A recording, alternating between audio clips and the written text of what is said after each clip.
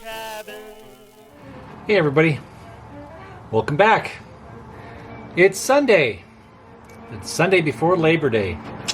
That's right. You know, I didn't get around to making content before I left on my little vacay, my little excursion, my weekend excursion with some friends. And I'll be actually uploading a little brief video about that trip, which was great. Sailed to Catalina with two good friends of mine. And we had a wonderful time. It was great. And I will make a little video of some of the photos that were taken, and I think I made a video or two. Nothing in depth or anything, but I'll put something together for you guys just so you can see what I did. Anyways, where we left off a week ago Thursday, not this last Thursday, but a week prior to that Thursday, when we did our last video together, was the Paulls. I showed the Paulls No.2 that I got. And today, had nothing going on. I didn't get around to stripping it or anything before I left on my trip. I just ran out of time and got busy with making things, prepared for my excursion. So with that being said, today I was out here and I managed to remove the paint from the Paulls. So here it is. Now I had just finished. So, she's not together yet. But this is what I came out with. Not bad, right? Pretty cool. Not bad. And I did the bottom this time. I know sometimes I get lazy and I don't do the bottom of the fount. But I think it's got some good potential going on here. I did remove a little bit of rust and left as much of the age as possible. Now the silver paint, if you recall, there was silver paint. Let me just adjust the camera just ever so slightly. There we go. All right.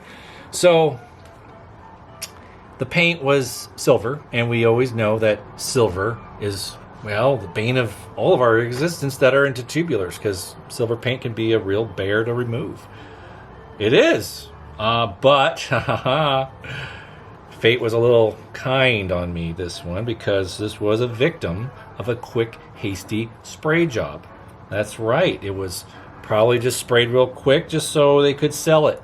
And in their mind, they thought, well, if it looks silvery and kind of shiny, it might be a better sell. It might be more appealing. Now, I could tell it was done a while ago, and whoever owned it did use it to some degree. Might have been a grandfather or somebody in their family, and then they inherited it, or they found it at an estate sale for very cheap, and they just decided to list it on eBay, which is often the case.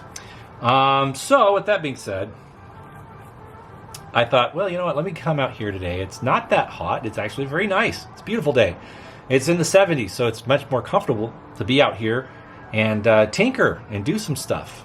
So I thought, why not? Got an open schedule now since I've been back. Got back last night, so I was like, I could use a project. So took the opportunity and got some oven cleaner out. I had on hand and applied some to a rag and started rubbing. And sure enough, that paint started coming right off. Right off. So I sprayed the whole thing down, let it sit for a couple minutes, and then I took it to the backyard and hosed it off with the garden hose. High pressure. I have a nozzle in there. And that all started coming off really fast. Easy. So this was a breeze to strip. This one was definitely very simple. And I'm very grateful for that. So we looked at the burner. The burner has an old wick.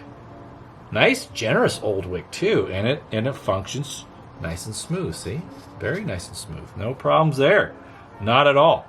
And it looks like it should work. And I stripped the cone. It was covered in silver paint as well. Even the inside was covered, so I stripped it all, and it came right off. Fuel cap is nicely stripped, and I left some nice dingy age on the old fuel cap there. It's brass. The bale, I stripped that all down. Nice bale. Now I'm going to push it towards the center a little bit because it pops out very easily.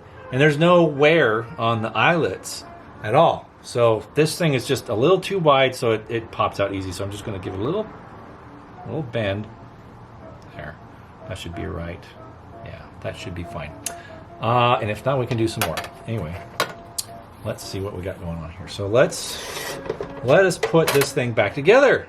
This is a rare thing for us because I usually show you the before and then the after effects. But this time we're putting it together after I just stripped it. So yeah, get to be a little bit more of a part of it. Anyway, let's see here. And it's neat because these have a patent date on the exterior of the manifold. It says patented, or Pat Feb 198. So Paull's patented this cold blast design in 1898. So that's a pretty early cold blast for old Paull's leader.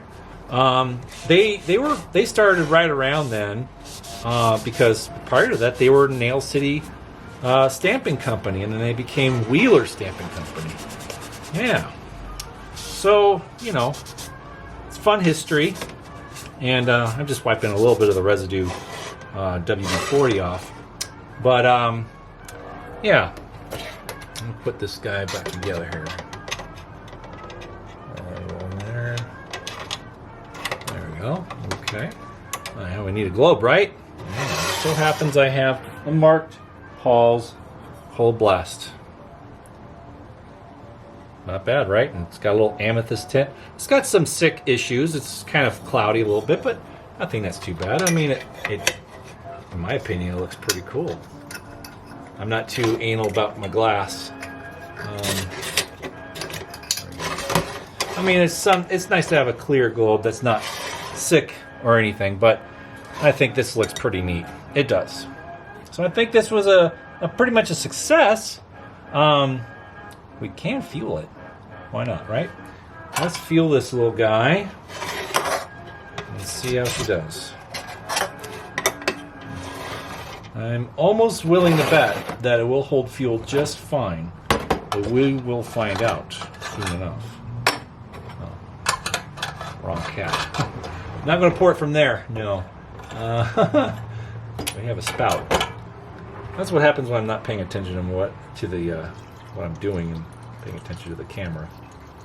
Anyway, something I noticed on these Paulls that I don't see on other model lanterns that I actually feel is a indication that Paull's was trying to definitely make a quality product.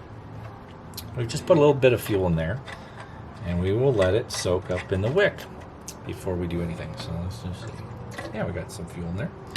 But if you notice something bright at the edge of the fount where the crimp is, that would be solder. You see that? And that goes all the way around the edge of the fount where the crimp is. See that? It's pretty cool. And that would indicate a quality job, because a lot of us have Dietz lanterns that have crimp bottoms, and when they were brand new, they held oil just fine. But over the years, they tend to weep a little bit because, you know, some rust gets in there, some corrosion, and it starts pushing the crimp apart just ever so slightly, enough for it to weep. And then we all, obviously have to do some tank sealer if we really want it to be truly oil tight. And sometimes it works, and sometimes it doesn't. But yeah, the solder around the edge of the crimp is definitely a sign of quality. Yeah, so let's get this going. I packed it with some new arrival. I made a little order to smokingpipes.com. And I got myself a few little things, nothing too extravagant. But I got some of the luxury Navy Flake, which is really nice. Peter Stokkebye.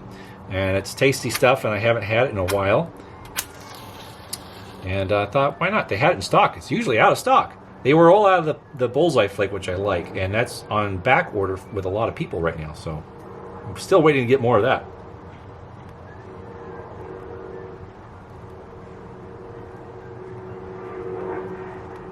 Wow, that almost burned my face.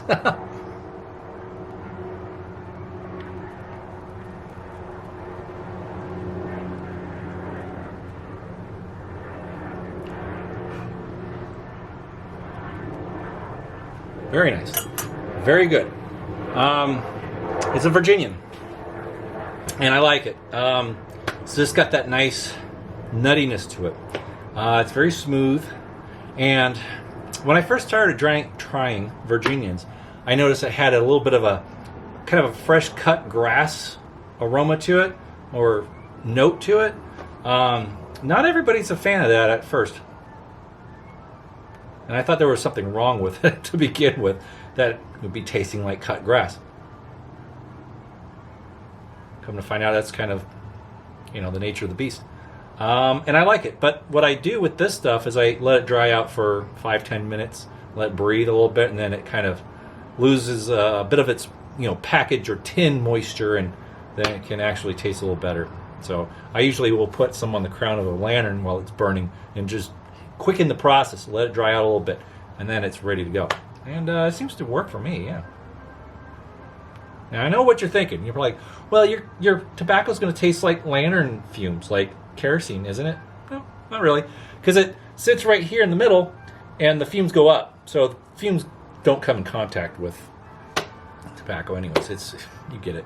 I don't taste a difference. I don't taste kerosene in my pack, anyways. I think it's time to light a lantern, don't you? Yeah.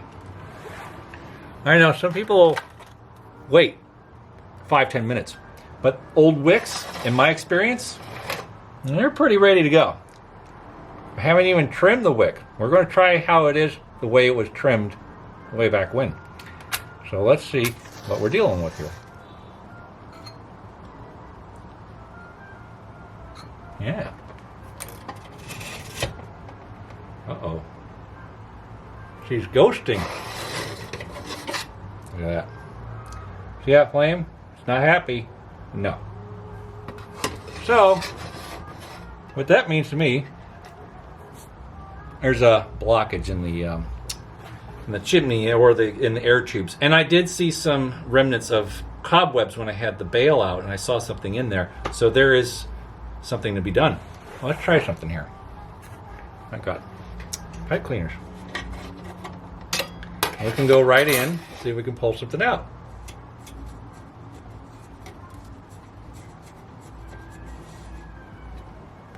Uh-huh. Yeah, there's something on there. Oh, cobwebs.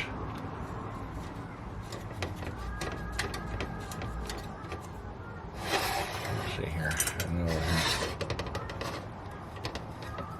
I forget what air tube it was. I saw the spiderweb stuff, but I'll try some things here and just see if it's going to be local up here. Well,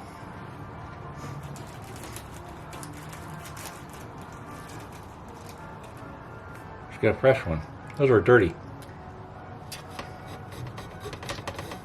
You know what? Let's save the pipe cleaners for the pipes. We got something else here. We're going to see if we can get this corrected live. Yeah, because you know what? We need something going on here. We need it. We waited long enough to burn this thing. It should burn properly. I think so. So maybe we can. Oh, come on.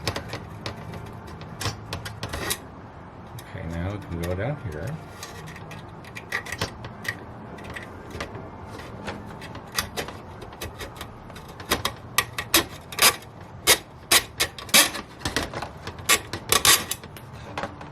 Let's see.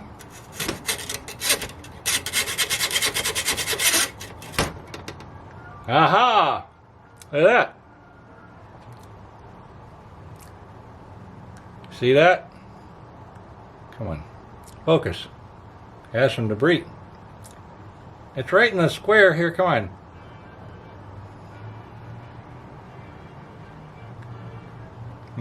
Anyways, debris. Let's try it again.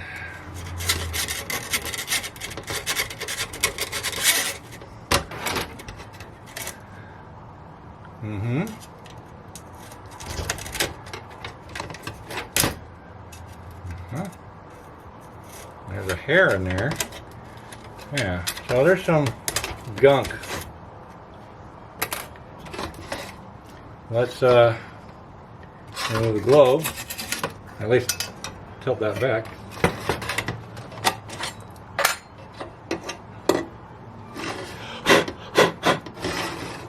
What the hell is that?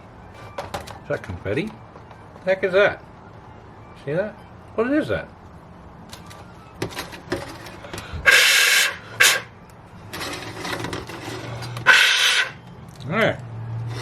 We'll see if that works. If that's all she takes, then that's great. Try it again. Fingers crossed, everybody. Fingers crossed. All right, let's put this back on so we're proper. You need to have a bail on your lantern. All right. This is in my way. Put down there for a second. Okay. Another match. Ah, first strike. That's a lucky sign, right? Oh. There we go.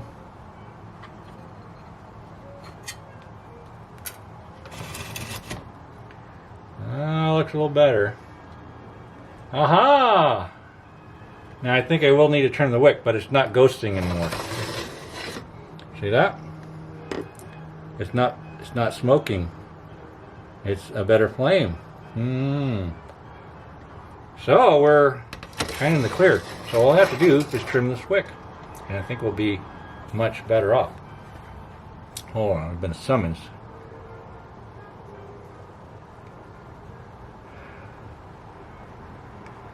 Okay.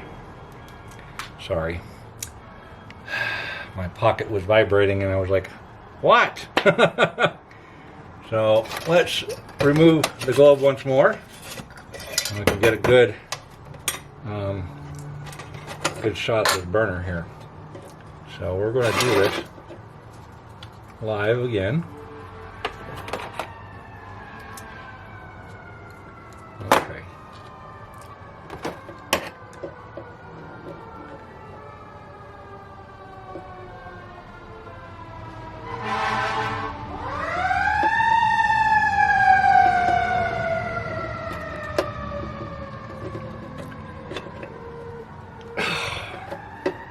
You know, I don't have my scissors out here. I just have this pair of snips. I need to have scissors out here, I really do. Well, this is an old wick, it usually cuts pretty easily. Yeah. Well, this is a pretty tough old wick. Holy cow. Well, you know what we're going to do? We're going to go to commercial break. Yeah, that's right. We'll be right back after these brief messages. Is this the way you feel in the morning? Still tired after a good night's sleep? Too dragged out and nervous to face the day? Too tired? Too often? Try Ributol. If you too need extra amounts of thiamine and riboflavin, Ributol can help you gain new strength, new energy. Let just one person among thousands of users tell you about amazing benefits gained from Ributol. Mr. Daniel Spillane of New York City. I was feeling tired. My wife heard about Ributol on the radio. After taking it, I feel full of pep. Yes, folks, so confident are we that Ributol can help you if you are not getting enough thiamine and riboflavin that we offer you this guarantee. Take Ributol for just 1 week. You must feel stronger, peppier in 7 days, more vital, more alive, or your money back. You have nothing to lose, everything to gain. Get Ributol from your druggist today. Well, we're back now. Hope you enjoyed that. Had to run to the house and grab my proper shears. That will be much better than this old pair of wire cutters. Anyways, I wasn't expecting this wick to actually be that tough. You know, if it's that tough or a pair of snips, I've actually cut wick with it. Yeah. So we'll see now how she plays out. Yes, sir. Let's see here. There we go. Okay. One more match.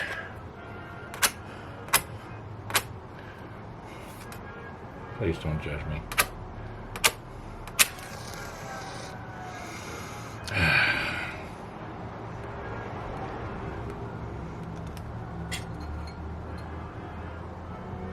Okay.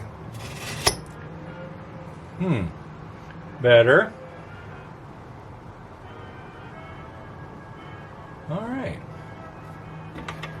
I think we've conquered the beast. Nice white flame. Let it warm up, see what happens. Yeah. I still need a better cleaning out. But I'll consider it out of the win. Don't you? Yeah. I think that's a win.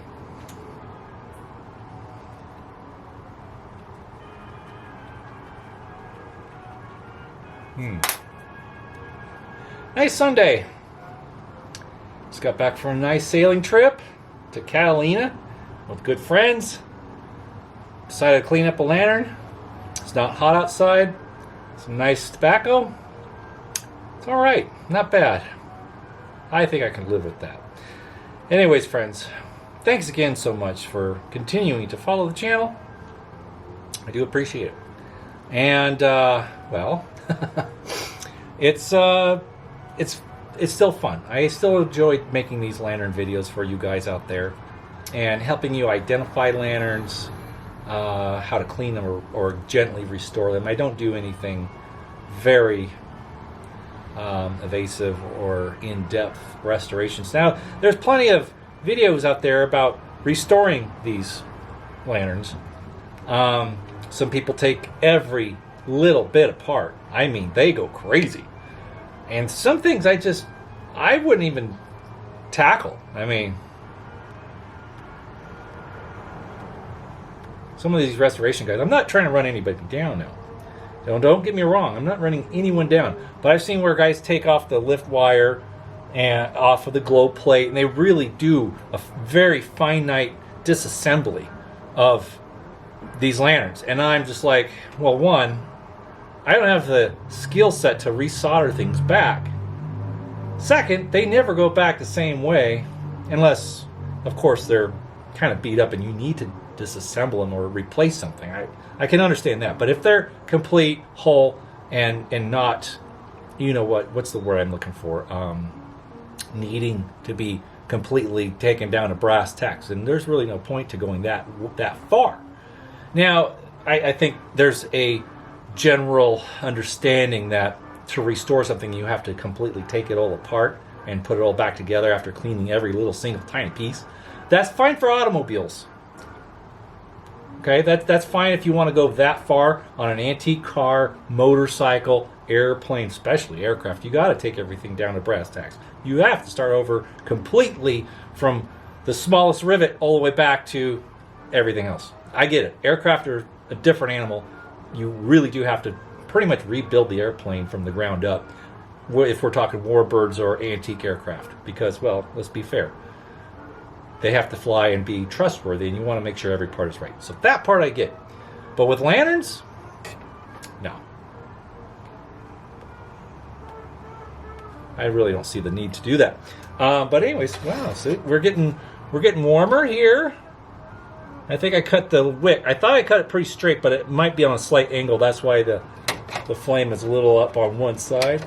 But let's bring it in. As it warms up, it gets pretty decent. Now my other Paull's leader, No.2, which is the same, which I'll grab right now. It's right here.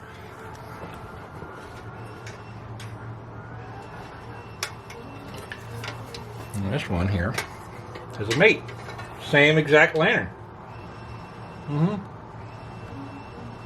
Twins. And this one, I believe, has same patent, February '98. Not as visible as that one is, but darn it. They're really cool. I like them both. I like this one because of its dark finish and everything. I mean, it's a handsome piece, even though it has a repair here and a repair here because someone drilled holes in them or adding a wire to make it electric. Now, we all know how Robert feels about that, right? Yeah, I don't like it. No. Don't drill holes in your lantern. No.